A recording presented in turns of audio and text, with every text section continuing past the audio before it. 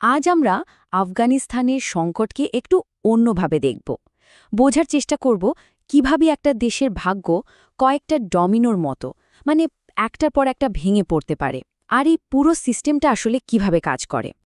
আচ্ছা, কখনো কি ভেবে দেখেছেন কি হতে পারে যখন একটা দেশকে বাকি পুরো বিশ্ব থেকে একরকম বিচ্ছিন্ন করে দেওয়া হয়? এর প্রভাব যে কতটা সুদূর প্রসারী আর মারাত্মক হতে পারে সেটাই আমরা দেখব। ঠিক এই বিচ্ছিন্নতা থেকেই একটা ডমিনো এফেক্ট শুরু হয়, মানে একটা ঘটনার ধাক্কায় আরেকটা ঘটনা ঘটে যায়। ঠিক যেমন একটা ডমিনো কাত হয়ে পড়লে বাকিগুলো পড়তে থাকে। চলুন এই চেন রিয়াকশনটা কি সেটা একটু ধাপে ধাপে দেখি। তো চলুন দেখা যাক এই ডমিনোগুলো ঠিক কিভাবে কেন একে একে পড়ল। আমাদের প্রথম পর্ব, পতনের মুখে একটি সিস্টেম। প্রথম ডমিনো, মানে যেখান থেকে সবকিছুর শুরু, সেটা ছিল একটা বিরাট রাজনৈতিক পরিবর্তন। ২০২১ সালে যখন বিদেশি সেনারা আফগানিস্তান ছেড়ে চলে যায়, ঠিক তখনই তালেবান আবার দেশের ক্ষমতা দখল করে, আর এটাই ছিল সংকটের একেবারে প্রথম ধাপ। এই রাজনৈতিক পরিবর্তনের ফলে পড়ল দ্বিতীয় ডমিনোটা, আন্তর্জাতিক বিচ্ছিন্নতা। বিশ্বের প্রায় সব দেশই নতুন সরকারের ওপর নিষেধাজ্ঞা দিল, আর বিদেশে রাখা আফগানিস্তানের কোটি কোটি ডলারের সম্পদ জব্দ করে ফেলল। মানে দেশটা একরকম একঘরে হয়ে পড়ল। এরপর এলো তৃতীয় ডমিনো, ভয়াবহ অর্থনৈতিক পতন। স্বাভাবিকভাবেই যখন বাইরের দুনিয়ার সাথে সব লেনদেন বন্ধ হয়ে গেল, তখন দেশের ভেতরের আর্থিক ব্যবস্থাটা একটা বিরাট ধাক্কা খেল। আফগান মুদ্রার দাম হু হু করে কমে গেল, আর লক্ষ লক্ষ মানুষ রাতারাতি বেকার হয়ে গেল। আর এই সব কিছুর চূড়ান্ত পরিণতি হল চতুর্থ ডমিনো, একটা মারাত্মক মানবিক সংকট। অর্থনৈতিক পতনের সরাসরি ফল হিসেবে পুরো দেশ জুড়ে নেমে এলো চরম দারিদ্র্য, খাবারের অভাব আর ভেঙে পড়া স্বাস্থ্য ব্যবস্থা। সাধারণ মানুষের জীবনটা দুর্বিষহ হয়ে উঠল। এতক্ষণ তো দেখলাম কি ঘটল, কিন্তু আসল প্রশ্নটা হলো এই ডমিনোগুলো ঠিক কেন এভাবে পড়ে গেল। চলুন এবার একটু গভীরে যাই, পর্দার আড়ালে থাকা মূল প্যাটার্নগুলো খুঁজে বের করি। সবকিছুর মূলে রয়েছে মাত্র একটা শব্দ, স্বীকৃতি বা রেকগনিশন। ব্যাপারটা খুব সহজ। যখন অন্যান্য দেশ একটা নতুন সরকারকে স্বীকৃতি দেয়, শুধু তখনই সেই দেশের জন্য বৈশ্বিক অর্থায়ন, আন্তর্জাতিক বাণিজ্য আর কূটনৈতিক সম্পর্কের দরজাগুলো খোলে। এটাই হলো আসল চাবিকাঠি। এই জায়গাটা একটু মন দিয়ে বুঝতে হবে।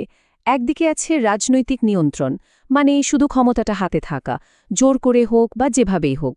আর অন্যদিকে আছে কার্যকরী শাসন, যার মানে হলো দেশটা ঠিক মতো চালানোর ক্ষমতা, মানে মানুষকে সেবা দেওয়া, অর্থনীতি চালু রাখা, প্রতিষ্ঠানগুলো ঠিকভাবে চালানো।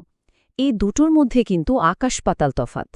এই টেবিলটা এক নজরে পুরো সংকটের ছবিটা পরিষ্কার করে দেবে। দেখুন, রাজনৈতিক সমস্যাটা কি? বৈধতা বা স্বীকৃতির অভাব।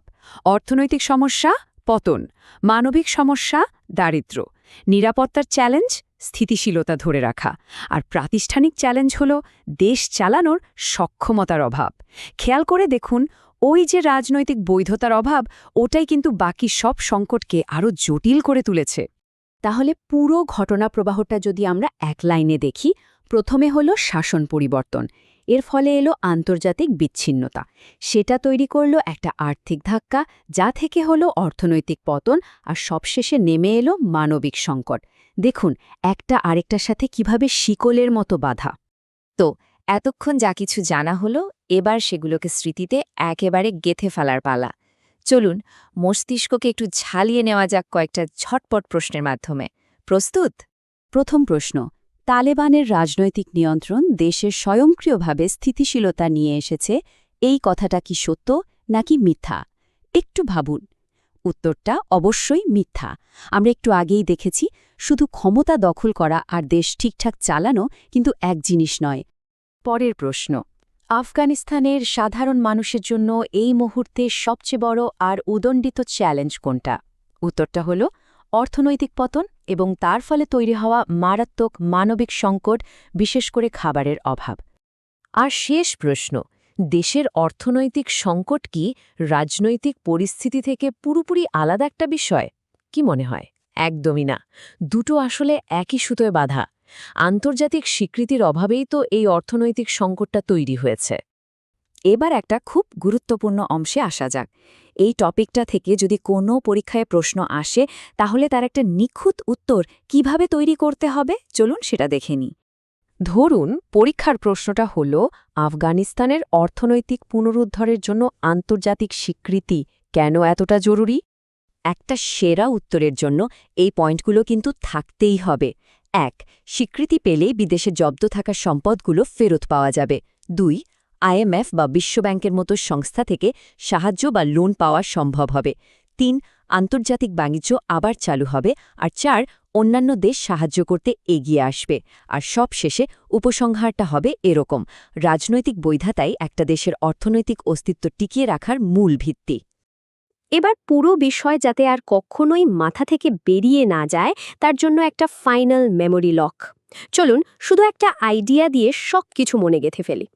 পুরো ব্যাপারটা মনে রাখার সবচেয়ে সহজ উপায় হল এটা: আন্তর্জাতিক স্বীকৃতি বা রেকগনিশনকে একটা চাবি হিসেবে ভাবুন। হ্যাঁ, একটা চাবি, যে চাবিটা দিয়ে পুরো বিশ্বের অর্থনীতির বিশাল দরজাটা খোলা যায়। আর এই চাবিটা ছাড়া কি হয়? একটা দেশের কাছে বিলিয়ন ডলারের সম্পদ থাকলেও সেটা তারা ব্যবহার করতে পারে না। একটা সরকার ব্যবস্থা থাকলেও তা ঠিকমতো চালানো যায় না। দেশটা তখন একটা তালাবদ্ধ ঘরের মতো হয়ে পড়ে। তাহলে সব শেষে প্রশ্নটা এটাই দাঁড়ায়, একটা রাষ্ট্র ঠিক কিভাবে টিকে থাকতে পারে যখন পুরো বৈশ্বিক ব্যবস্থাটাই যেন তাকে বাইরে আটকে রাখার জন্য তৈরি করা হয়েছে। এই প্রশ্নটাই আফগানিস্তানের আজকের কঠিন বাস্তবতাকে তুলে ধরে।